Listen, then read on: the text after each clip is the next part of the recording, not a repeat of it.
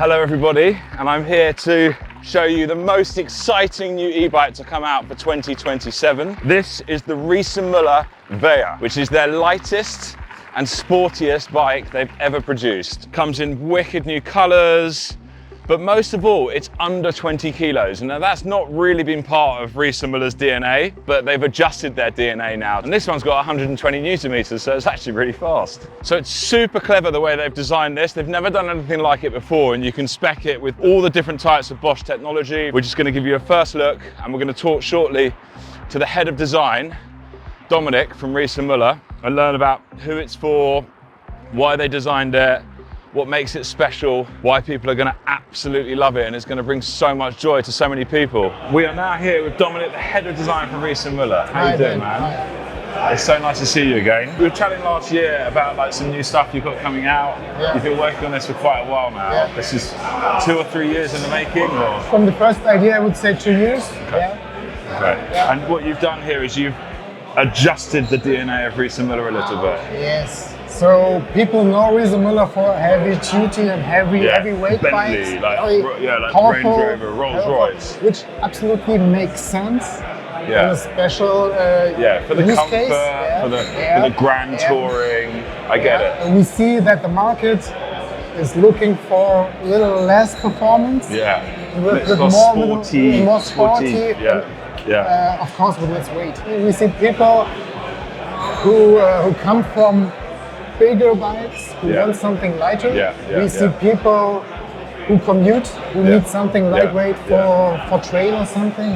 This shift happened back in about 2020. I think, like, in fairness to them, Van Moof were one of the ones that kind of made this urban e-biking cool thing. I mean, it was there, but it was quite unknown.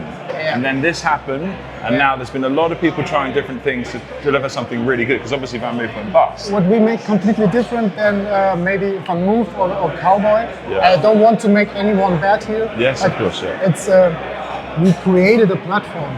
That means it's a platform for a whole lot of potential use cases. And options, exactly, And so different types of customer, you know, like different types of weight, different types of customer, different types of range. For example, this is the CX, top of the range, 120 Newton meter, big battery, 600. And then you can, so this one would weigh in about what, 20.5 kilos or something? I can't tell you the exact weight. But be careful with this. But the lightest one is about 19.3. And it's with the SX motor. But to the untrained eye, it looks the same. It looks the same. It looks the same. Essentially. It looks the same. The SX motor is a little bit lighter, so you don't have this element. It's important to say this bike is actually not coming out until January. Today is the first look that anyone has had. So the embargo is released today. So we're the first people to see it, and we'll have this video edited within 24 hours and live. So people will see it now. The distinct features on it for me are, this is awesome.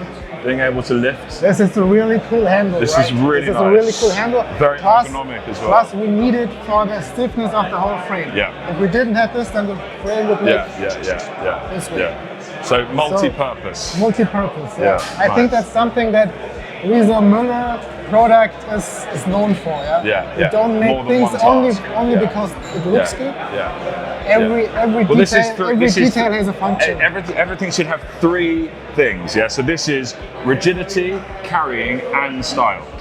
So this is cool. Right. I like it. I like it.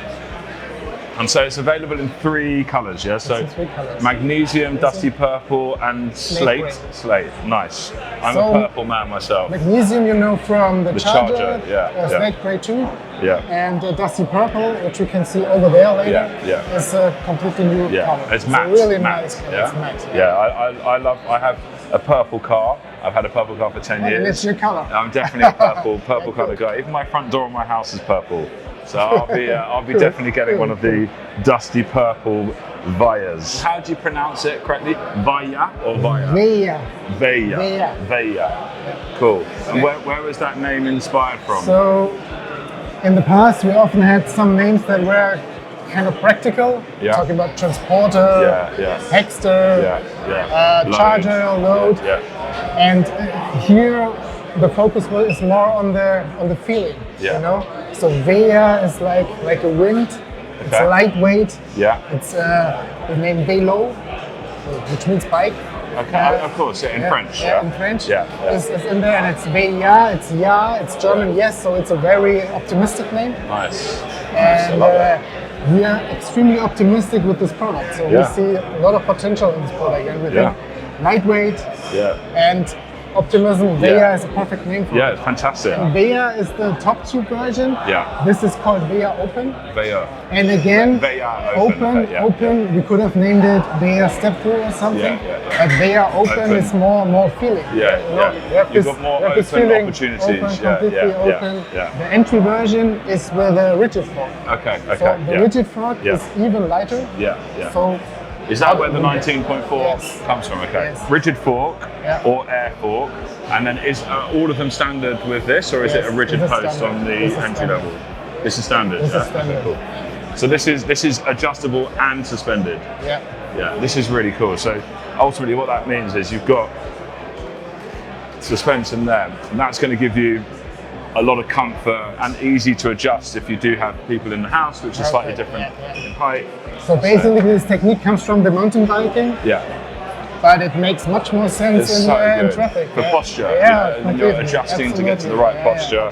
And then this is obviously adjustable as well. So this, you have all the standard controls, but it's just more ergonomic. This Viola option is the new utility version, it's called, which means it can take the 120 Newton meter Gen 5. This is really good, especially on a bike that's like under 20 kilos with 120 Newton meters, belt drive, and then Viola. That's a technology first. You know, I haven't seen a bike that light with that much power. I just rode it. It was fantastic. But you have to say the CX version isn't the lightweightest version, right? Of course, so the SX is the version under 20 kilograms. I rode that as well, and it was nice, but going up, because it's quite hilly around here, I found going up the steep hill in the SX, it wasn't as fun as the CX, obviously. But the CX was like... And I think this is the compromise that you have to go.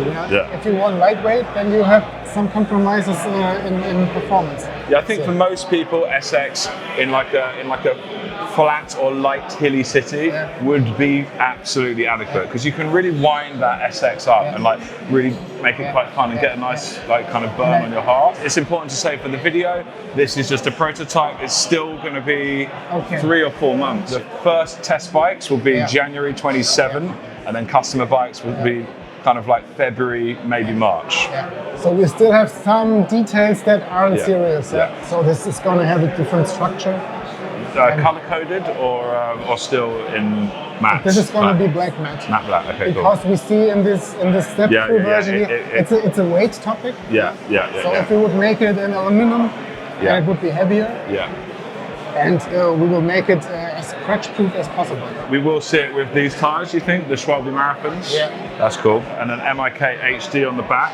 So loads of cool MIK featers that you can click on and click off.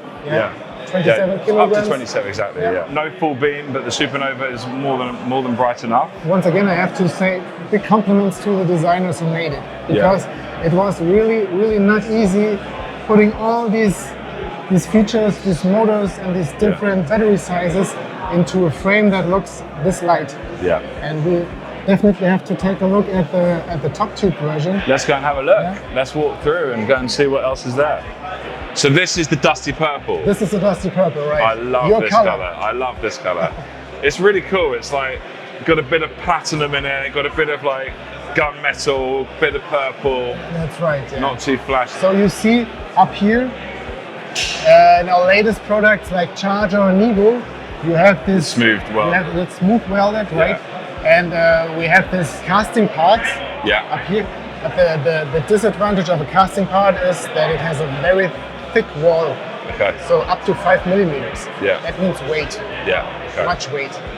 And in this bike, we tried to save everywhere. So that's the reason why we have extrusion parts. An extrusion part has only 1.5 millimeters wall thickness. And this is a hydroforming part. This is also a very thin wall thickness. On the opposite, the reason why the top tube doesn't look as clean as on a Charger or on a Nivo or on a Delight. Because you've had to trim the fat. That's always this compromise which a was talking about. Yeah. Well, the color blends in well, but then these bits won't be here. They won't in the be new here. in the new one. So it'll be interesting to see how that smoothness finishes. And what you can see also really good is how our designers try to give this bike this visual appearance of lightness. So you see the top tube with this light stripe here, like a sword. Yeah. So we really try to play with shadow and light and make this bike look even lighter than it really is. Yeah, So yeah. it's Again, both. moving away from that DNA of Riese Müller, where everything was like, look how strong and luxury and comfort. This is now like, look how like samurai we've gotten. You know. Yeah. Really cool. This is the option for the lightweightest version. Okay. Because you see, the non-adjustable stem is even lighter than the adjustable stem. So this is basic when you take the light version. Yeah. Well, this would be part of the suspension fork. This is part of the suspension kit. And then if you went for the rigid fork, it would have a single seat post. Right. So rigid fork is basic. Rigid fork is series. Yeah. And this is the comfort upgrade here. Although a chain is heavier than a belt, the 11-speed cassette is lighter than a hub. That makes it, Okay. Do you think other bike manufacturers will start to do a similar thing, like build one frame where you can adapt and have different parts on it? I'm not sure if I'm the right person to give you that answer, so I would hand over to my colleague Marcus. Marcus, the head of innovation, yeah? Head of innovation. Okay, good. Right. So we have a bike ride lined up with him, so I'll save that question for him. So here we are with Marcus. Marcus, you're the head of innovation now for Riese Müller, yeah? Yeah. That's a pretty cool job, dude. Are you proud of this product? Oh, very much, and very much also proud of the team behind it, I would say. Yeah.